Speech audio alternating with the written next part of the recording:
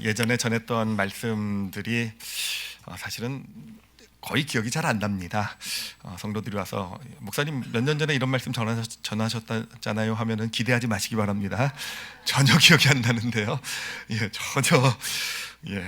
하여튼 근데 이 제목이 아주 선명하게 제 마음에 새겨진 그런 설교 시리즈가 있었어요. 그 설교 시리즈 이름 자체도 좀 특별해서 그 이름이 코끼리와 기수라는 그런 시리즈였는데 얼마 전에 그냥 문득 궁금해져서 이제 이렇게 좀 찾아봤습니다. 찾아보는데 정말 그때 코끼리와 기수 말씀을 전하면서 뭔가 좀 충격적으로 저도 은혜도 받고 막 이런 기억은 나는데 내용이 하나도 기억이 안 나더라고요. 그래서 읽어보면서 그 내용을 제가 설교했던 그 당시 내용 그 원고를 읽어보면서 완전히 새롭게 저에게 이렇게 다가오는 것을 보면서 나뿐만 아니라 성도들도 전혀 기억 못하겠구나 이런 마음이 들었고요. 그러면서 은혜가 좀 되고 우리가 새로운 한 해를 향해 나가는 데 있어서 진짜 하나님께서 주시는 중요한 말씀이 되겠다라는 그런 감동이 있어서 이번에 그 시리즈를 좀 새롭게 해서 같이 앞으로 6, 7주 정도 함께 나누려고 합니다. 그래서 시리즈의 제목은요, 코끼리와 기수 2025예요. 2025 새로운 버전이란 뜻이고요. 중심이 되는 이 시리즈의 중심이 되는 질문이 있더라고요. 그 질문은 뭐냐면은 우리 사이좋게 지낼 수 있을까라는 질문이에요. 사이좋게 지낼 수 있을까? 참 마음에 부딪혀 들어오더라고요. 요즘 정말 사이좋게 지내는 게 힘들잖아요. 이 사회를 보더라도 어떻게 이렇게 진짜 사이좋게 지내기가 정말 이렇게 힘든 것일까라는 그런 좀 아픔이 느껴지고요. 또 그냥 제 주변을 보더라도 저 자신을 보더라도 정말 가장 가까워야 될 사이들과 이렇게 사이좋게 지내는 게 예를 들면 부모와 자녀가 정말 사이좋게 지내는 게 어느샌가 정말 쉽지 않은 도전이 돼가고 있는 것. 부부 사이가 정말 사이좋게 지내는 건 거의 뭐 희귀동물이죠, 그렇죠? 천연기념물 뭐 이렇게 얘기하면 안 되나요? 우리 올리브교회는 뭐 흔하고 넘쳐나는 줄 압니다. 하여튼 그래도 사실 진짜 사이좋게 지낸다는 게 꼭 쉽지만은 않은 어떤 그런 일들 아니겠습니까? 이웃과도 성도들 사이에서도. 그래서 이 시리즈를 통해서 우리가 어떻게 하면 사이좋게 지낼 수 있을지. 그러니까 이 말씀은요, 관계에 대한 말씀이고요. 관계 축복에 대한 말씀이고, 그것을 위해서 우리가 어떻게 좀 변화되어야 될 부분이 무엇인가, 그러니까 관계와 변화에 대한 말씀이라고 보시면 되겠습니다. 자, 오늘은 이제 첫 시간으로 해서 먼저 시리즈의 주인공을 소개해드려야 되지 않겠습니까? 그래서 오늘은 코끼리와 기수를 좀 소개를 해드리려고 해요. 그리고 그 코끼리와 기수가 어떻게 우리 삶에 영향을 미치는지 아주 가장 기본적인 그 영향 미치는 원리를 같이 알아보는 시간을 갖도록 하겠습니다. 자, 코끼리와 기수를 이제 소개하기 위해서 좀 설명을 해야 될 것이 있어요. 그게 뭐냐면은 우리가 어떤 일을 볼 때, 또 어떤 말을 들을 때나 어떤 뭐 하여튼 우리 주변에서 일어나는 어떤 일들, 말들을 보고 옳고 그름을 판단하지 않습니까? 근데 그 옳고 그름을 판단하는 데 있어서 이것이 어떻게 내 안에서 진행되는지에 대한 작동 원리를 좀 먼저 좀 우리가 간단하게 좀 생각을 해보려고 해요. 제가 이거를 위해서 여러분에게 좀 퀴즈를 드리려고 합니다. 스피드 퀴즈예요. 제가 그림을 하나 보여드릴 테니까 딱 그림을 보시고 거기엔 선이 두 개가 나올 겁니다. 직선으로 된 선이 두 개가 나올 텐데 그 두 선 중에서 어느 선이 더 긴지 여러분 1초 내로 판단을 하시기 바랍니다. 1초 내로 보여드리겠습니다. 짠! 이제 꺼주시기 바랍니다. 여러분 어떻습니까? 저것 중에서 딱 그냥 볼 때 바로 느껴지는 게 A와 B 중에서 어느 게 더 길어 보입니까? 그렇죠. B가 길어 보이죠, 그렇죠? B가 길어 보이는데 뭐 이건 뭐 특별한 게 아니고 워낙 많이 뭐 온라인 같은 데서 볼 수 있는 거기 때문에 우린 답은 알고 있죠. 실제로는요, 두 개가요, 길이가요 같아요. 저렇게 합쳐보면은 똑같습니다. 한번 아까 거 다시 한번 좀 보여줘 보세요. 이렇게 보면 B가 확실히 길어 보이는데 두 개를 딱 합치니까 한번 보여줘 보세요. 길이는 똑같다라는 거. 자, 제가 이 예를 들어드린 이유는 그 뭐 인간의 눈의 착시 현상을 설명하려고 예를 들어드린 게 아니라 우리가 어떤 현상을 보고 옳고 그름을 판단하는 데 있어서요, 그 옳고 그름을 판단하고 결정하는 데 있어서 우리에게 두 가지 다른 종류의 생각이 주어진다라는 거예요. 두 가지 다른 종류의 생각이 주어지게 되는데 그 첫 번째는 어떤 거냐면은 보자마자 그냥 바로 주어지는 생각입니다. 보자마자 바로 아까 보듯이 그냥 그 그림을 딱 보고 나니까 바로 B가 기네, 그렇죠? 바로 그냥 별 생각 없이 그냥 바로 우리에게 오는 어떤 그런 어떤 생각이 있고요. 그리고 두 번째는 뭐냐면은 이 생각은요 좀 속도가 오래 걸려요. 좀 속도가 오래 걸리지만 어찌됐든 따져보기도 하고 계산해보기도 하고 뭐 하여튼 그래서 그렇게 해서 우리에게 주어지는 두 종류의 생각이 있어요. 늘 우리에게 두 종류의 생각이 주어지고요. 그 두 종류의 생각을 가지고 사실은요 우리는 옳고 그름을 판단을 합니다. 그러니까 이제 그냥 한 가지 생각만, 내 생각이 이것이 아니라 어떤 일을 봤을 때는요 반드시 두 가지 종류의 생각이 주어지게 되면서 그 안에 상호 작용을 통해서 이게 맞구나, 이게 옳구나 이렇게 판단을 하게 된다라는 겁니다. 자, 여기서 이 두 가지 종류를 말씀드렸는데 그 하나를요 직관이라고 불러요. 직관은 뭐냐면 바로 떠오르는 생각입니다. 바로 떠오르는 생각. 여러분 그냥 바로 떠오르는 생각 많이 경험해 보셨죠, 그렇죠? 이거는 어떤 머리에서 내 의식 안에서 뭔가 계산하고 뭐 프로세스가 돼가지고 여기서 뭐 논리로 따져보고 한 게 아니라 그냥 제 뭔가 무의식 어디에선가 그냥 딱 보이면은요 그냥 바로 반응이 나오는 거예요. 바로 뭔가 감정 느낌 이라고 얘기할 수 있는 거기서부터 바로 그냥 반응이 나오는, 그래서 나오는 생각, 그걸 직관이라고 얘기를 하고요. 그리고 두 번째 천천히 오는 생각을요 추론이라고 말할 수 있을게요. 추론. 추론. 추론 단어 어려우니까 뭐 그냥 듣고 넘어가셔도 되는데 하여튼 그거는 우리의 의식 세계의 작동을 통해서 내가 알고 있는 지식과 내 논리 어떤 그 이성의 작용 또 정보들을 분석하고 이런 거를 통해서 옳고 그름을 판단하게 하는 생각. 하여튼 요 직관과 추론이 주어지게 되고요. 그것을 가지고 우리는 하여튼 옳고 그름을 판단하게 된다는 겁니다. 자, 여러분이 잘 알아들었는지 제가 테스트를 한번 해보도록 할게요. 자, 남녀가 둘이 만나서 첫눈에 반했습니다. 이건 직관입니까? 추론입니까? 잘하시네요. 그렇죠? 이건 뭐 생각이고 뭐고 없죠. 그냥 첫눈에 반해버린 직관. 자, 그런데 서로 사귀다가요 눈에 콩깍지가 벗겨졌어요. 이건 직관입니까? 추론입니까? 여러분 100점입니다. 이제 직관과 추론의 차이 아시겠죠, 그렇죠? 하여튼 이 두 가지가 우리 안에는 존재하고 있어요. 그러니까 모든 일을 판단하고 결정할 때, 자 여기서 이 직관을 담당하고 있는 그 내 삶의 영역을, 나의 영역을 코끼리라고 부르도록 할게요. 코끼리. 왜냐면 코끼리는요 생각 안 하잖아요, 그렇죠? 그냥 느껴지는 대로 바깥에서 오는 반응대로 움직이잖아요, 그렇죠? 그래서 이 직관을 담당하고 있는 우리 어떤 무의식의 어떤 느낌, 감정 이런 거를 담당하고 있는 그런 내 안에 어떤 부분을 코끼리라고 부르겠고요. 그리고 이 추론을 담당하고 있는 내 부분을 기수라고 부르도록 할게요. 코끼리 위에 올라타고 있는 기수입니다. 그래서 코끼리는요 그냥 느껴지는 대로 그냥 주변에서 자극이 오는 대로 반응해서 움직이려고 하고요. 기수는요 그런 어떤 주변에서 자극이 올 때 뭔가 주어질 때 잘 판단하고 잘 생각해가지고 그것을 가지고 이 방향이 옳은 방향이다라고 판단해서 그쪽으로 코끼리를 움직이게 만들려고 하는 것, 이게 바로 기수다. 자, 코끼리와 기수에 대한 소개를 했습니다. 다 이해가 되셨죠, 그렇죠? 그러면 자 우리 안에도요 코끼리와 기수가 존재하고 있다는 걸 좀 인식하셔야 돼요. 우리 안에도요 늘 우리는 그냥 내 안에 내면이 그냥 하나로 그냥 통합되어 있다고 생각하는데 실은 정확하게 보면은요 코끼리가 있어요. 나도 내 안에도 코끼리가 있고 늘 코끼리가 반응하고 있고요. 늘 반응하고 있고 그리고 또 내 안에 기수가 있어요. 그래서 코끼리와는 좀 다를 수도 있고 뭐 같을 수도 있지만 내 안에 기수가 늘 생각하면서 판단하고 옳고 그름을 이렇게 판단하고 있는 그런 존재가 있다라는 것.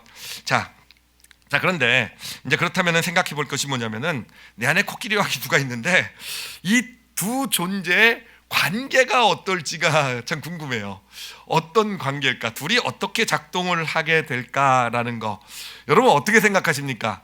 여러분 안에 있는 코끼리와 기수는 상호 협력의 관계십니까? 어떻게 생각하세요? 아니면 둘이 맨날 싸우고 맨날 갈등합니까?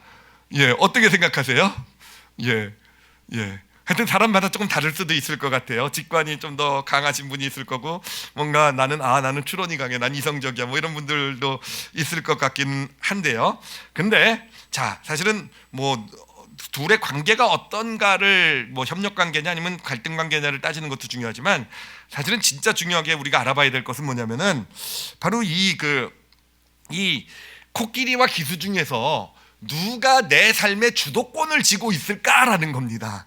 자, 여러분 한번 생각해 보세요. 코끼리와 기수, 우리 안에 분명히 코끼리와 기수가 있는데 여러분의 삶의 주도권을 쥐고 옳고 그름을 판단하는 어떤 최종 결정을 하면서 내 삶의 방향을 결정해 나가는 존재가, 내가 가는 방향을 결정해 나가는 존재가 코끼리일까 기수일까라는 거예요. 코끼리일까 기수일까. 자, 이거 우리가 보면은요, 사실은 그 아까 예를 들어드렸던 그 선의 길이의 예를 보면은요, 보통 그렇게 생각이 됩니다. 우리 삶에 그래도 옳고 그름을 판단하고 내 삶의 방향을 결정하는 존재는 기수구나라는 생각이 들 수가 있어요. 왜냐하면 코끼리가 직관으로 봤을 때 틀렸잖아요, 그렇죠? 이 직관이라는 거 별로 믿을 바가 못 되잖아요, 그렇죠? 예, 또 분명히 길이가 차이가 있는데 코끼리는 그냥 바로 그냥 느껴지는 대로 B가 길어요, 딱 이렇게 판단을 내려버렸는데 기수가 이제 조금 천천히지만 이제 다 따져보고는 아니야, 내가 다 이렇게 따져보고 하니까 아니 두 개가 길이가 똑같대. 그러면은 코끼리는 누구 말을 듣습니까? 기수 말을 듣죠, 그렇죠? 거기서도 코끼리 박박 우기면 큰일 납니다. 그렇죠? 박박 우기면 그 바보죠, 그렇죠? 완전히. 예, 그런 면에서 보면 우리 삶을 이끌고 나가는 거에 주도권을 쥐고 있는 건 기수구나라는 생각을 합니다. 아마 많은 분들이 그렇게 생각하실 거예요. 많은 분들이 나는 물론 직관도 있고 직관이 물론 나는 워낙 직관이 뛰어나기 때문에 늘 직관이 맞죠, 그렇죠? 저는요 그래요. 근데 직관이 비록 좀 잘못되고 틀려도 나에게는 기수가 있기 때문에 그것을 가지고 나는 잘 판단을 내려서 내 삶을 올바른 방향으로 잘 이끌고 간다. 아마 많은 분이 이렇게 생각을 하실 것 같아요. 자, 근데 이게 코끼리와 기수와의 관계가 꼭 기수가 주도권을 쥐고 있는 것만은 아니에요. 제가 그거를 좀 예를 좀 들어드리도록 할게요. 예를 들어 설명해 드리도록 할게요. 이게 제가 실제로 옆에서 지켜봤던 예인데 이제 고3짜리 아이가 있었는데 이 고3짜리 아이가요, 예, 고3 때는 뭐 해야 됩니까? 공부해야 될 때잖아요, 그렇죠? 근데 얘가요 그냥 게임기를 놓지를 못하는 거예요. 그냥 그러니까 부모가 이렇게 볼 때는 그 공부하는 척하고 보다가도 이제 잠깐 나가 있으면 밤에 가보면 언젠가 게임 하고 있고요. 남 얘기가 아니죠, 그렇죠? 많이 듣던 얘기죠. 하여튼 그러고 있습니다. 자, 그러고 있는 아이를 볼 때 여러분 이 아이는요, 이 아이의 기수는 알고 있어요. 자기가 공부해야 될 때라는 거. 고3이니 뭐 모르겠습니까, 그렇죠? 혼날 듣고 살아가고 있으니까 알고 있는데, 그렇죠? 근데 여러분 이 아이가 왜 그럼에도 불구하고 게임을 하고 있습니까? 어느샌가 또 게임기에 가서 게임을 하고 있습니까? 바로 코끼리 때문 아니겠습니까? 코끼리 안에서 정말 이 게임질을 하지 않으면 안 되는 코끼리의 어떤 그냥 뭐 어떤 이성적인 판단하고 상관없이 코끼리에서 나온 어떤 움직임, 어떤 원함, 결국은 자, 이 경우에서 볼 수 있듯이요, 힘 자체는 코끼리가 세요. 그래서 코끼리가 한번 꽂혀버리잖아요. 꽂혀버리면 사실은 기수가 잘 통제를 못하는 경우가 있다라는 거예요. 예, 아무리 기수가 잘 알고 있어도 이게 옳지 않다라는 걸 기수는 정확히 알고 있어도 코끼리가 한번 꽂혀버리면, 게임기 한번 꽂혀버리면, 부모님만 나가면은, 그렇죠? 이불을 뒤집어 쓰더라도 게임을 해야 되는 거죠, 그렇죠? 예, 동의를 아무도 안 하세요. 여러분의 자녀들은 게임도 안 하고 그냥 다 잘 살고 있는 모양이군요. 예, 하여튼 힘 자체는 코끼리가 세요. 그래서 코끼리가 뭐 고분고분 기수의 말을 잘 들으면 좋지만 때로는 이 코끼리가 진짜 꽂혀버리면 이게 코끼리가 통제가 안 되고 내 삶의 어떤 그 주도권을 주는 게 코끼리가 될 수도 있다라는 것이죠.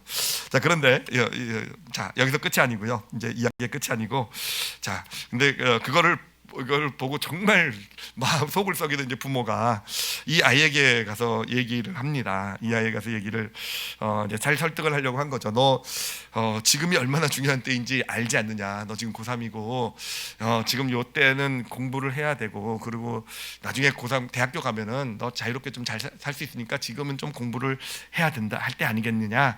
이렇게 얘기합니다. 자, 부모가 이렇게 얘기하면 이 아이는 어떻게 반응을 할 것 같으십니까?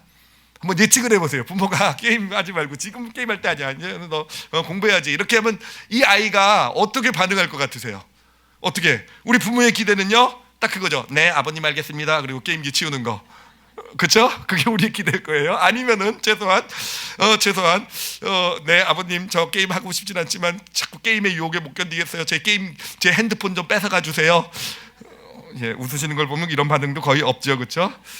하여튼 저희 부모들은 그런 얘기를 하면 이 아이가 어찌됐든 좋은 좀 이렇게 설득이 되고 이렇게 좀 반응을 하길 원하는데, 제가 그때 직접 봤다 그랬잖아요. 정말 제가 그 아이의 얘기를 듣고 정말 어이가 없어가지고, 야, 어떻게 저렇게 반응을 할 수 있을까, 대답을 할 수 있을까, 정말 어이없게 반응을 하는 게, 뭐라고 반응을 했냐 하면은요, 뭐라고 반응을 했냐면은 그렇게 반응을 했어요. 왜 아버님이라 그랬나 아빠라 그랬나 모르겠는데, 왜 꼭 좋은 대학을 나와야 돼요? 라고 물어봤어요. 왜 꼭 좋은 대학을 나와야 돼요? 나 지금 그냥 내가 가는 대학으로 난 충분히 만족할 수 있고, 꼭 좋은 대학을 나와야만 되는 이유를 나에게 설득시켜 주세요 라고 물어보더라고요. 그렇게 답을 하더라고요. 야, 이거를 보면서 여러분 어떻게 생각하십니까? 이 아이가 좋은 대학을 가야 되는 그 이유를 몰라서 그렇게 대답을 했겠습니까? 아니잖아요. 왜 모르겠어요. 좋은 대학 가면 자기도 좋은 거고, 사실은 사회에 사는 걸 보고 왜 모르겠습니까? 근데 이 아이는 지금 그런, 어떻게 보면 말도 안 되는 논리를 지금 제시하고 있는 거예요. 나를 설득시키면, 좋은 대학을 내가 꼭 가야 되는 이유를 설득시키면 그때 나도 게임 안 할 수 있다. 근데 지금은 나에게 설득이 되어 있지 않다. 그래서 게임을 계속 하겠다, 이런 얘기를 하는 거라고요. 이게 정말 정말 어이가 없고, 야, 제가 정말 그렇게 저렇게 저런 정도로 머리가 안 돌아가는 애가 아닌데 어떻게 저런 대답을 할 수 있을까? 여러분, 왜 어떻게 저런 대답을 할 수 있는지 아십니까? 왜 그런지 아십니까? 여러분, 코끼리가요, 강력하게 뭔가에 꽂히게 되잖아요. 뭔가 게임이라는 뭔가에 꽂히게 되면은요, 여러분, 기수는 뭔가 독립적으로 옳고 그름을 판단해가지고 코끼리의 어떤 잘못된 방향을 수정하는 역할을 하지 못하게 된다는 거예요. 그냥 코끼리가 그냥 아까 그 화살표 문제 같은 거는 선 길이 문제 같은 거나 기수가 옳고 그름 판단해가지고 이제 너 잘못됐으니까 옮겨라 할 수 있지, 진짜 내 안에 있는 이 직관이, 내 안에 있는 어떤 그런 이 코끼리가 정말 이걸 꽂혀가지고 이걸 원하고 이쪽으로 방향을 틀고 갈 때, 기수는요 어떻게 되냐면 코끼리의 쫄이 되어버려요. 코끼리의 핑계와 변명을 만들어주는 존재가 된다는 거죠. 그러니까 제대로 사고를 옳고 그름을 판단하는 게 아니라, 코끼리가 가는 것을 변호하기 위해서 계속 게임하고 싶어하는 이 코끼리를 어떻게든지 보호해주고 싶어서, 그래서 좋은 대학 가면 왜 꼭 좋은 대학 가야 되는지 나 설득 때문에 하겠다, 말도 안 되는 논리를 제공하는 거 아니겠습니까?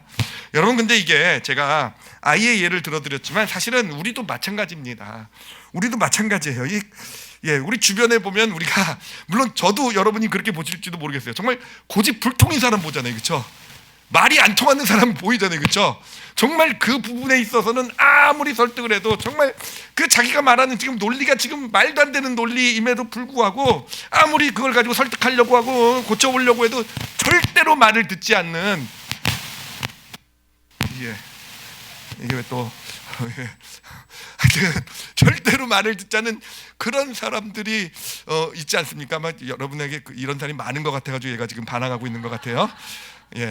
사실 저도 그럴 거예요. 제 아내나 제 가족들이, 제 특히 부모님이나 저를 볼 때요, 야, 제 준환이는 진짜 저 부분에 있어서 완전 꼴통이야, 정말 설득이 안 돼, 이런 부분들, 그 다 있지 않습니까? 여러분, 그 이유가 바로 뭐냐면은요, 코끼리가 꽂히게 될 때 정말 그냥 정말 어떤 삶의 어떤 통제권을 쥐고요, 내 삶에 정말 이 코끼리의 원함을 가지고 통제권을 쥐고 방향을 정해 버리게 되면은요, 기수는요 사실 큰 영향을 발휘하지 못하게 된다라는 거예요. 기수는요, 나중에 가서 이제 코끼리가 큰 거 다치고 하고 나면 나중에 정신 차렸다 그러죠, 그렇죠? 그때 가서 기수도 이제 올바로 옳고 그름을 사고할 수 있게 되는 것. 여러분, 이게 하여튼 기수가 그런 역할을 합니다. 앞으로도 계속 우리가 케이스를 가지고 이제 코끼리와 기수 관계를 연구해 가야 되는데, 자, 어찌됐든 우리가 단순히 우리 삶의 주도권은, 통제권은 기수가 꼭 가지고 있는 것만은 아니라는 거예요. 사실 실제로 많은 부분에 있어서 우리의 삶을 우리가 정말로 객관적으로 볼 수 있다고 한다면, 오늘 꼭 보실 필요는 없겠지만 앞으로 계속 보게 되겠지만, 정말 우리 삶의 모습을 정말 이렇게 아마 영상 같은 걸로 기록해가지고 이렇게 보면은요, 정말 우리 삶의 어떤 통제권을 가지고 있는 게 많은 경우 코끼리구나. 그리고 그 코끼리가 통제권을 쥐고 있을 때 기수는 아무 힘이 없구나. 오히려 이 코끼리를 변호해주는, 핑계 변명을 만들어주는 존재로 전락하게 되는구나를 아마 발견을 할 수 있을 거라고 생각을 합니다. 자, 그러면 이제 또 중요한 문제는 뭐냐면은 어떻게든 이 아이를요 게임을 안 하도록 만들어야 되잖아요, 그렇죠? 어떻게든 이 코끼리가 방향을 돌리게 만들어야 되잖아요, 그렇죠? 그래야 되는데 어떻게 그럴 수 있을까? 어떻게 이 아이가 게임기를 놓고 이제 다시 공부를 열심히 할 수 있도록 이제 고3이니까 그 충실히 살아갈 수 있도록 이 아이의 삶의 방향을 어떻게 틀어줄 수 있을까? 여러분 어떻게 할 수 있겠습니까? 게임하고 있는 아들을 어떻게 하면 게임기를 손에 놓고 공부하게 만들 수 있겠어요? 우리가 주로 하는 첫 번째 방법은요, 아주 온화한 방법 중에 하나는 설득이죠, 그렇죠? 설득, 우리 논리를 가지고 설득을 합니다. 그래서 잘 설명해가지고 정말 차근차근 잘 설명해서 얘가 지금 말도 안 되는 어떤 논리, 좀 미안한 표현이지만 개논리를 가지고 이렇게 자기를 합리화하고 있을 때 어떻게든지 잘 설명해가지고 설득시키는, 그래서 그게 이제 우리가 많이 택하는 그런 방법이 됩니다. 자, 근데 이 방법의 문제는 뭐냐면은요, 논리로 설득을 시킨다라는 거는요, 그 초점이 이 상대방의 기수에 가 있다라는 거예요. 기수. 그러니까 기수의 어떤 생각의 방향을 바꿔 놓음으로써 코끼리까지 쫓아오지 않을까라는. 근데 사실 코끼리는 방향을 돌리고 있지 않다라는 겁니다. 그러니까 여러분 실제로 그렇잖아요. 만약에 우리가 자녀를 설득해가지고 자녀가 그냥 우리가 원하는 대로 다 그냥 방향을 돌렸다고 한다면요, 사실 골치 아플 부모가 어디 있겠습니까, 그렇죠?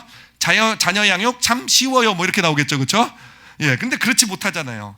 그러니까 그 이유가 결국은 설득이라는 것은요, 기수의 방향을 돌려놓을 수 있을지 모르지만 결국 궁극적으로 코끼리의 방향까지 돌리지 못하기 때문에 실제로 변화를 가져오진 못한다는 겁니다.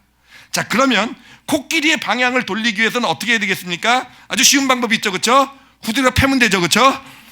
후드려 패면 됩니다. 그러면 코끼리가 깜짝 놀라가지고 얻어맞으니 어떻게 됩니까, 그렇죠? 뭐 용돈을 안 준다든지 아니면 하여튼 뭐 체벌을 준다든지 뭐 하여튼 코끼리를 정신 차리게 해가지고 그냥 코끼리는 어차피 말은 못 알아들으니까 매가 최고죠, 그렇죠? 그냥 응댕짝을 그냥 채찍으로 그냥 몇 대 때려버리면 그냥 착 코끼리가 방향을 돌리게 될 것이다.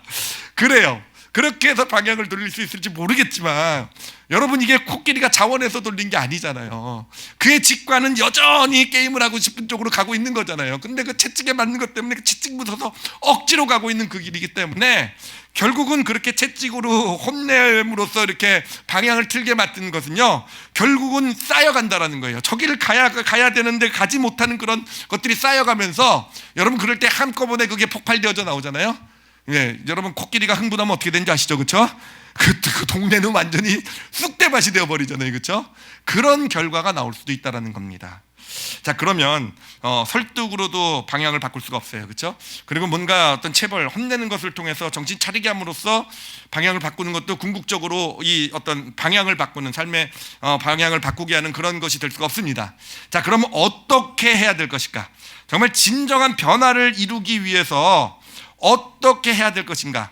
이제 그걸 앞으로 계속 알아가 보게 되겠지만 오늘은요, 예수님의 예를 좀 가지고 한번 큰 원리를 좀 찾아가 보도록 할게요. 자, 오늘 우리가 함께 읽었던 이 본문, 그 태어날 때부터 소경된 사람의 이야기, 자, 그 이야기를 가지고 찾아가 보도록 할 텐데, 자, 그 보면은요, 이제 이 아이가 소경으로 태어났을 때 사람들은요, 이 사람이 왜 소경으로 태어났는지에 대해서 계속 논리적으로 설명하려고 노력을 합니다. 그래서 이해가 잘 안 되니까 하나님 말씀을 가지고 따져가지고 자신의 원래 죄 때문에 불행은 찾아오는 건데 태어날 때부터 소경이 있었으니 자기의 죄는 아니면 조상들의 죄인가 보다. 이게 이제 그들이 만들어낸 어떤 설명이었어요. 이 아이의 어떤 그런 소경으로 태어난 불행에 대한 이 사람들의 설명이었죠. 자, 그래서 그 설명을 이 아이는 늘 들었을 겁니다. 늘 이야기를 듣고 이 설명을 듣고 컸을 거예요. 자, 근데 이것을 들을 때 이 소경의 기수는요, 이 이야기를 듣고 어쩌면 이해를 했을지도 모르겠어요. 정말 내가 소경으로 태어난 이유가 바로 조상의 죄 때문이라고 그렇게 머리로는, 이성으로는 자기 어떤 기수는요 이해를 했을 겁니다. 그죠? 기수가 들으면서 이해를 했을 거예요, 그들의 설명을. 근데 문제는 뭐냐면요, 코끼리는 어땠을까라는 거예요. 그 이야기를 듣는 코끼리는 어땠을까?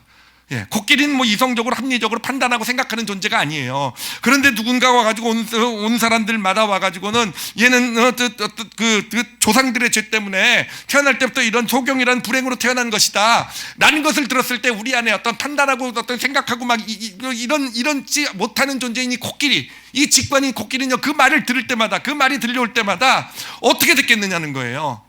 마음에 상처가 되지 않았겠습니까? 마음에 좌절이 되지 않았겠습니까? 나는 나도 모르는 새 저주받은 어떤 그렇게 저주받은 존재로 태어난, 물론 설명은 그렇게 못할 거예요. 설명은 그런 나는 평생 그렇게 생각하며 살아온 적 없다라고 얘기할지 모를 거예요. 그렇지만 그 안에 있는 코끼리는요, 그 직관은요, 그런 어떤 상처를 가지고, 그런 어떤 저주받은 존재라는 아픔을 가지고 그렇게 자라나게 되지 않았을까라는 것입니다. 우리가 사실은 이거는 우리도 마찬가지인 것 같아요. 뭐든지 우리는요, 대부분, 다라고는 얘기하지 않겠지만 대부분의 우리는요, 대화를 할 때 누군가 어떤 문제나 어려움이나 어떤 이런 걸 할 때 우리는요, 늘 기수에 초점을 맞춰요. 이 종교 지도자들, 그 당시 이 소경과 같이 있었던 사람들이 다 그랬듯이요, 우리는 늘 기수에게 초점을 맞춰요. 그래서 기수에 초점을 맞춰서 옳고 그름을 가지고, 이론적인 것, 합리적인 판단을 가지고 옳고 그름을 가지고 내가 그것을 올바로 잘 분석하고 판단했다라고 생각하면 우리는요, 잘했다고 생각을 해요. 잘했다고, 할 걸 했다고 생각을 해요. 그런데 문제는요, 코끼리는 어떻게 들었을까라는 거예요. 코끼리는 어떻게 들었을까? 코끼리는 어떻게 과연 들었을까? 자, 그러면 이제 더 진도를 나가보도록 할 텐데요. 이제 진도는요, 여러분 그 주보 가지고 계시죠, 그렇죠? 주보에 보면은 여러분 매주마다 제가 이렇게 설교 나눔 해가지고 이제 질문을 실어드려요. 이 질문을 가지고 좀 한번 생각을 해보도록 할게요. 그 나눔 2번에 나오는 질문이 3개가 있는데 그 질문 3개를 가지고 저희가 같이 파워포인트로도 비춰드릴 거니까 보시면 됩니다. 그 첫 번째 질문이에요. 첫 번째 질문은요, 이 사람은 왜 커서 거지가 되었을까요? 코끼리의 생각, 직관에 따른 것이었을까요? 아니면 기수의 생각, 추론에 따른 것이었을까요?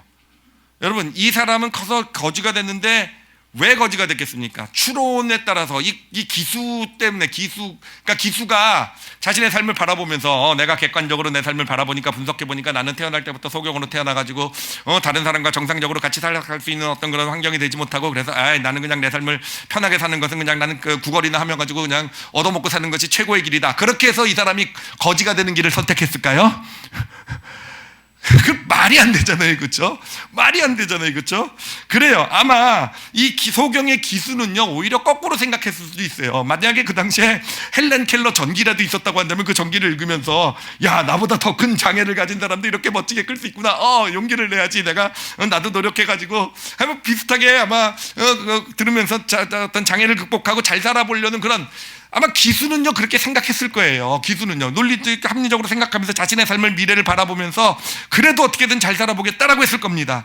자, 그런데 문제는요, 바로 코끼리 아니었겠습니까? 코끼리. 그 안에 이미 좌절되어 있는 이 코끼리, 그 안에 이미 상처받아 있는 그 코끼리, 그 안에 이미 어렸을 때부터 늘 들어왔던 누구의 죄 때문에 소경이 되었을까, 또 저렇게 불행을 태어났을까, 저주받은 존재, 그 아픔, 상처, 이미 좌절감으로 범벅이 되어 있는 이 코끼리는요, 이 코끼리는 어떻겠습니까? 이미 좌절되어 있는 거 아니겠습니까? 무엇을 하든지 이 코끼리는요, 삶에 들어온 조금만 어려움이, 내가 열심히 살아가려고 할 때 조금만 어려움이라도 닥치면은요, 이성이 아니라, 기수가 이런 어려움, 이건 이것 때문에 온 거고 분석해서 내가 이겨나가야 돼 하기 전에 코끼리는 어떻게 반응했겠어요?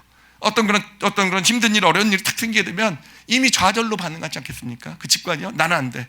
나는 할 수 없어. 어차피 내 인생은 이렇게밖에 안 돼. 여러분, 이 사람이 거지가 된 것은요, 결국은 기수하고 코끼리 가운데 누가 이긴 겁니까? 코끼리가 이긴 거예요. 코끼리가 이긴 거. 여러분, 우리가 정말로 잘 보아야 될 게 그거예요. 우리 삶에 있어서 우리가 정말 어떤 내가 원하는 삶을 살아가지 못하는, 내가 바라는 어떤 그런 길을 올바로 걸어가지 못하는 그런 이유는요, 어디에 있냐면 결국은 이 코끼리에 있는 겁니다. 나는 잘 살고 싶고, 나는 문제가 없고 싶고, 나는 괜찮고 싶은데, 그런데 이 내 안에 있는 코끼리, 무의식에 있기 때문에 코끼리가 지금 어떤 상태인지도 우린 잘 몰라요. 어떤 상처가 있고 어떤 아픔이 있고 어떤 문제가 있는지 몰라요. 그런데 어떤 상황이 닥치면은요, 우리 기수보다 코끼리가 먼저 반응하잖아요. 코끼리가 아파서 먼저 뛰잖아요. 먼저 발작을 하잖아요. 예. 그러면서 내가 원하지 않았던 그런 삶의 모습이 되어져가는 것, 우리가 이 거지의 이 소경의 이야기에서 발견할 수 있는 사실이 됩니다. 자, 두 번째 질문으로 넘어가면은요, 제가 두 번째 질문 읽겠습니다. 분명 주변에 많은 사람들이 그에게 용기도 주고 힘도 주었을 것입니다. 그럼에도 그는 결국 거지가 됩니다. 왜 주변 사람들의 말이 그에게 통하지 않았을까요? 여러분, 왜 주변 사람들의 말이 그 사람에게 통하지 않았을까요? 왜 아무리 얘기를 해도 그 사람의 삶이 변화되지 못하고 거지의 길을 걸어가게 되었을까요? 자, 이것을 정확하게 알기 위해서는요, 예수님의 말은 통했다라는 거, 그렇죠? 예수님의 말을 듣고는요, 이 사람이요 삶의 방향이 바뀌고요, 완전히 새로운 인생을 걸어가게 돼요. 도대체 예수님의 말씀과 이 사람들의 말에 무슨 차이가 있었을까라는 겁니다. 무슨 차이가 있었을까? 자, 예수님이 주신 말씀을 우리 같이 한번 읽어보도록 하겠습니다. 요한복음 9장 3절이에요. 이 구절은 같이 읽도록 하겠습니다. 시작. 예수께서 대답하시되 이 사람이나 그 부모의 죄로 인한 것이 아니라 그에게서 하나님이 하시는 일을 나타내고자 하심이라. 세 번째 질문이 이겁니다. 하나님이 하시는 일을 나타내고자 하심이라는 예수님의 말씀은 소경의 기수를 향한 것이었을까요? 아니면 코끼리를 향한 것이었을까요? 라는 게 질문이에요. 여러분, 이 예수님의 말씀은요, 소경의 기수를 향한 것이었을까요? 코끼리를 향한 것이었을까요? 만약에 이게 기수를 향한 것이었다고 한다면 이거는요 엄청난 논쟁을 불러일으켰을 거예요. 사실 성경에 어디 근거도 없거든요. 하나님이 하실 일을 나타내고자 함이라 소경으로 태어난 것이 하나님이 하실 일을 나타내고자 함이라, 성경에 어디에도 그런 근거가 없어요. 만약에 기수로 반응을 했다고 한다면은요 따졌을 거예요. 성경에 그런 내용이 어디 있습니까? 오히려 성경은 불행은 죄 때문이라고 얘기하고 있고 죄의 값으로 결국 이렇게 불행하게 태어난 거 아니겠습니까? 아마 예수님을 놓고 그 말씀을 놓고 따졌을 거예요. 아니, 사실은 주변에 있던 사람들은 늘 그렇게 따집니다. 예수님이 무슨 말씀을 하시면은요, 그들은 그것을 다 기수로 들어요. 기수가 들어요. 기수로 듣고 그것을 가지고 옳고 그름을 판단해서 예수님을 향해서 어떻게 하나님도 아닌데 죄를 용서할 수 있습니까? 하여튼 당신의 행동은 지금 하나님을 거역하는 겁니다. 신성모독입니다. 그러니까 늘 이들은, 주변 사람들은요 기수로 예수 그리스도의 말씀을 들어요. 그러니까 늘 나오는 게 뭡니까? 반박하고 따지고, 당신은 어떻게 그럴 수 있고, 당신의 말에는 문제가 있고, 하나님의 아들이라고 하면서 어떻게 그런 말을 할 수 있고, 어디에 근거가 있고, 이게 모든 사람들의 반응이었다라는 거예요. 그러니까 나는 당신을 믿을 수 없고, 당신이 하나님의 아들이라는 걸 어떻게 받아들일 수 있고, 이게 모든 사람들의 반응이었던 거예요. 근데 여러분, 이 소경만은요, 아니 예수님을 만났던 사람들, 그 안에서 치유를 경험하고 회복을 경험했던 사람들은요, 여러분 이들은요 이 말씀이요 기수로 들려온 게 아니라 코끼리로 들려왔다라는 거예요. 코끼리가 들었다라는 겁니다. 물론 이들의 기수도 들을 수 있겠죠. 근데 누가 더 빠르게 반응합니까? 코끼리가 빠르게 반응하잖아요. 코끼리가 훨씬 빠르게 반응하잖아요. 그러니까 기수가 이 말을 듣고 판단하고 생각하기 전에 뭔가 이 말씀이 맞나 틀리나 따지고, 이 말씀 내가 받아들여도 되나, 아멘해도 될까 말까 따지기 전에 코끼리가 그 말씀을 받은 겁니다. 코끼리는 그 안에 나는 저주받은 존재라고 생각했고, 난 태어날 때부터 나도 모르는 죄 때문에 이렇게 살아갈 수밖에 없는 존재라고 생각했는데, 그런데요 논리적인 게 아니에요. 그 예수님의 그 말씀, 하나님이 하실 일을 나타내고자 함이라. 정말 이 말씀이요 코끼리에게는요 정말 엄청난 자극으로 다가왔을 거예요. 한 번도 받아보지 못했던 그 자극 가운데서 코끼리는요 그 예수님의 말씀을 코끼리가 들은 거고, 옳고 그름 따진 게 아니에요. 코끼리가 그 말씀이 코끼리에게 들려온 것이고요. 그래서 코끼리가 방향을 틀은 겁니다. 방향을 틀어서요, 그래서 이제 어떤 길을 갑니까? 예수님을 신뢰하는 길로 가요. 그래요. 그러니까 예수님이 시키는 대로 실로암 연못에 가서 눈을 닦고 와라. 눈을 닦고 와요. 그래 눈을 떴어요. 그리고 나서 어떻게 합니까? 예수님이 나를 따르라. 내가 나와 함께 하라.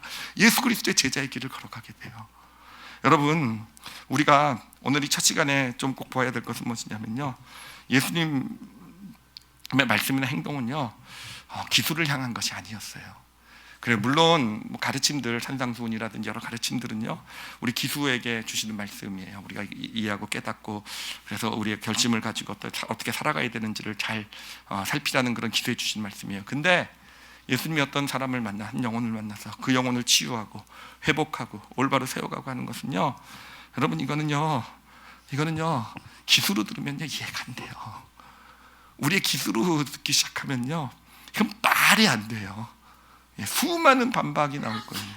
예수님 믿을 수 없을 거예요. 내가 그 자리에 있었다고 한다면, 쫓아다니면서 들었다고 한다면 저분은 늘 말도 안 되는 얘기만 한다고 아마 저도 그렇게 얘기했을 거예요. 예수님의 말씀은요, 근데 기수에게가 아니라 그 아프고 고통받고 병 때문에 힘들어하고 좌절하고 낙심한 그 영혼의 코끼리에, 다른 사람은 모르겠지만, 주변 사람들은 모르겠지만, 그 사람 안에 있는 코끼리에 들려간 말씀이 된 것이고요. 그래서 코끼리가 방향을 돌리게 하시는, 그러니까 예수님은 기수보다 먼저 코끼리의 방향을 돌리게 하셨어요. 그러니 코끼리가 이제는 새로운 방향으로 걸어가게 되면서 삶에 새로운 어떤 변화가, 새로운 삶을 살게 되는 그런 놀라운 예수님의 일하시는 길이에요. 실제 아주 구체적으로 한 영혼과 대할 때 예수님이 하신 방법입니다. 예수님 그렇게 하셨어요. 그 삶을 변화시키기 위해서. 자, 오늘 이제 코끼리와 기수 첫 시간에서 이제 좀 정리해 드릴게요. 세 가지로만 좀 꼭 기억하셨으면 좋겠는데, 첫 번째는요, 자신 안에 있는 코끼리와 기수를 좀 분리해서 살펴보시는 우리 성도들 되시길 바랍니다. 특히 이 시리즈가 진행되는 동안에는 한번 잘 분리해서 좀 보세요. 그래서 어떤 자극이 들어오고 어떤 일들이 있을 때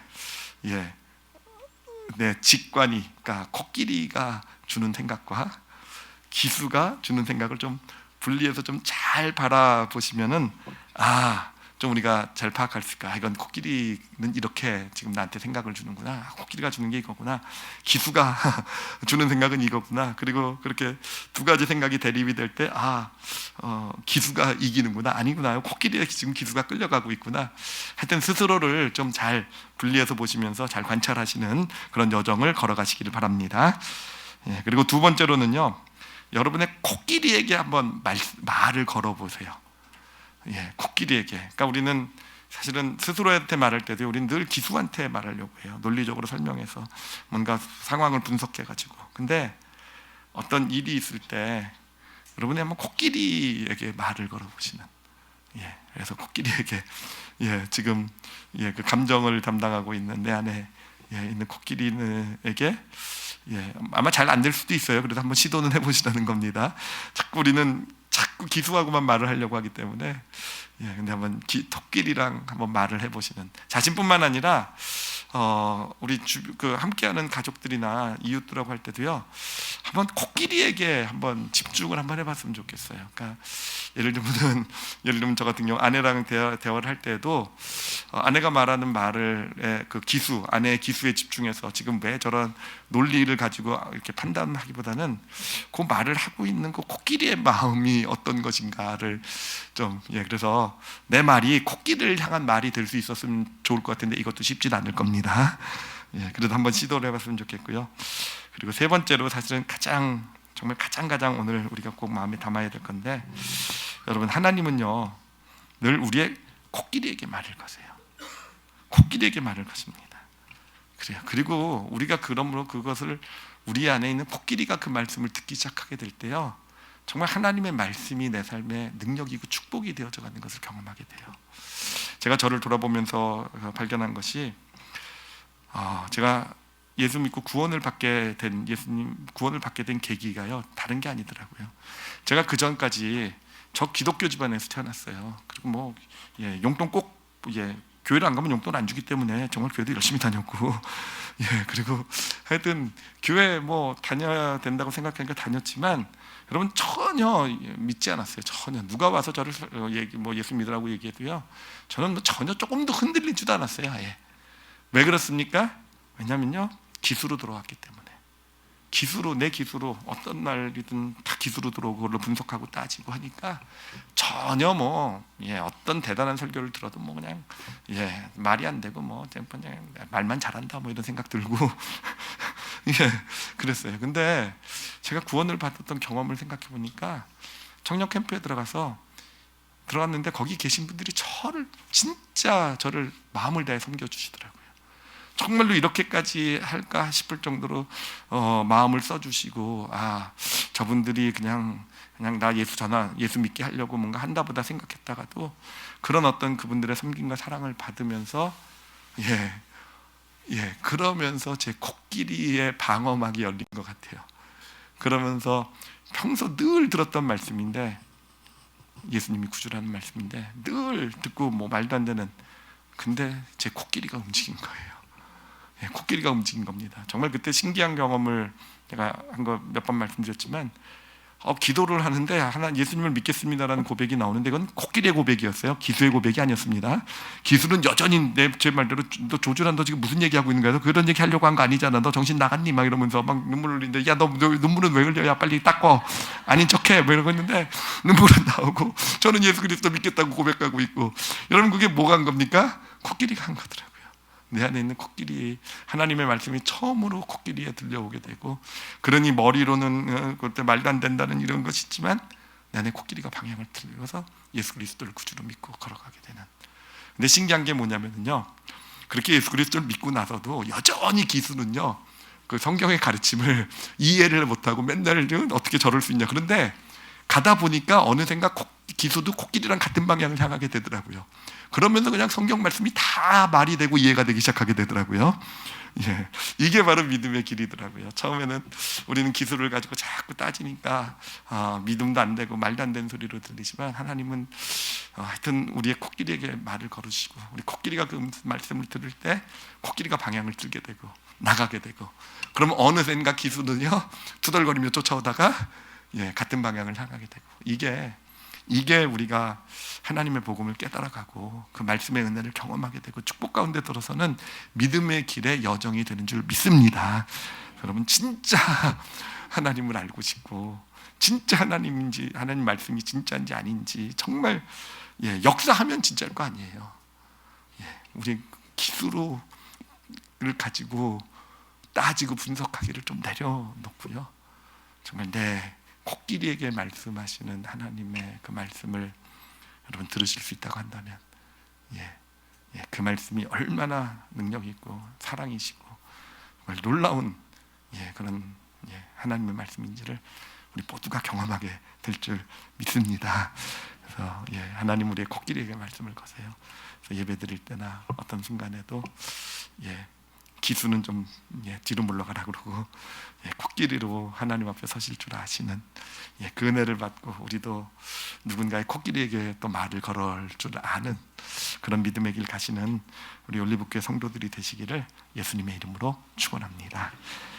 기도하시겠습니다.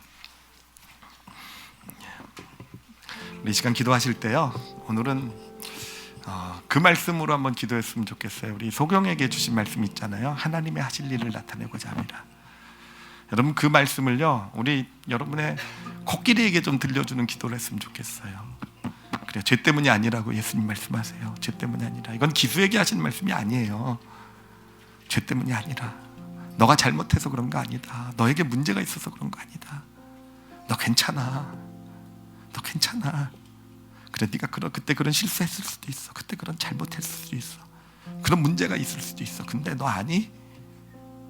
그거 하나님의 하실 일을 나타내기 위함이야. 여러분, 저는 오늘 이 말씀을 하나님께서 우리 성도들에게 주고 계신다고 저는 100% 확신합니다. 근데 그것을요, 우리가 코끼리로 우리의 마음으로 들으실 수 있어야 돼요. 그래서 기도하실 때 그 고백을 계속 좀 해보시기 바랍니다. 해보시면서 마음으로 좀 느껴보셨으면 좋겠어요. 너 잘못 아니다 라는 것, 너 괜찮아 라는 것, 너 괜찮아, 너 잘못 아니야. 하나님이 하실 일을 나타내고자 함이야. 나한테 좀 맡겨. 하나님이 하실 놀라운 일이 나타날 거야. 몇 번이고 좀 반복해서요, 자신의 영혼에, 자신의 코끼리의 이 말씀을 좀 들려주시기 바랍니다. 그리고요, 좀 시간이 되시면 나도 늘 기수한테만 관심을 가졌어요, 상대방에. 그래서 그를 설득시키고 그를 논리적으로 내가 옳다라는 것을 관철시키면 내가 이긴다고 생각했어요. 근데 좀 내려놨으면 좋겠어요. 아무리 기수를 설득해도요, 그 사람의 코끼리는 안 움직입니다. 예수님처럼 그 사람의 코끼리에 대해서 말할 수 있는, 코끼리를 향해서 말할 수 있는 그런 마음을 저에게 주세요라고, 그 사람의 코끼리를 바라볼 줄 알고, 그래서 코끼리에게 들려줘야 될 하나님의 말씀을 내가 가깝게는 아내, 남편, 우리 자녀, 또 이웃들, 함께하는 사람들. 그래요. 우리 다 같이 오늘 말씀 놓고요, 자신을 위해서 우리 통성으로 기도하시겠습니다. 하나님 아버지, 감사합니다. 죄 때문이 아니라 하나님이 하실 일을 나타내고자 합니다. 하나님, 이제 새로운 한 해를 향해 나간 우리 성도들의 발걸음 가운데 이 하나님의 음성이 늘 함께하기를 소원합니다. 하나님, 그래 우리 부족하고 연약하고 잘못도 하고 실수도 하는데요, 하나님 당신은 그 모든 것을 다 합력해서 선을 만드시겠다고 약속해 주셨어요. 그건 가짜가 아닌 줄 압니다. 하나님 반드시 그러실 하나님이신 줄 믿습니다. 하나님, 저희는요 그 하나님의 약속을 우리 기수가 아니라 우리 코끼리로 우리 마음에 담게 하여 주시고, 그래서 하나님 정말 하나님이 일하시는, 하나님이 하신 일을 나타내는 하나님, 그런 놀라운 하나님의 역사를 보는 우리 올리브교회 모든 성도들이 되게 하여 주시옵소서. 그리고 정말로 소원하는 것은 우리가 하나님의 말씀을 우리 코끼리로 들을 수 있는 우리가 될 수 있었으면 좋겠어요. 좀 우리의 높아진 기수, 그 기수의 높아진 추론들 하나님 내려놓을 수 있는 그런 믿음 허락해 주시고, 하나님 우리 코끼리를 향한 우리 마음의 문이 하나님을 향해 열리게 하여 주시고, 그래서 하나님 말씀을 듣고 찬양하고 기도할 때 하나님 당신께서 찾아오시는 그런 놀라운 은혜들이 있게 하여 주시옵소서. 아버지 감사합니다. 감사드리며 예수님 이름으로 기도드렸사옵나이다. 아멘.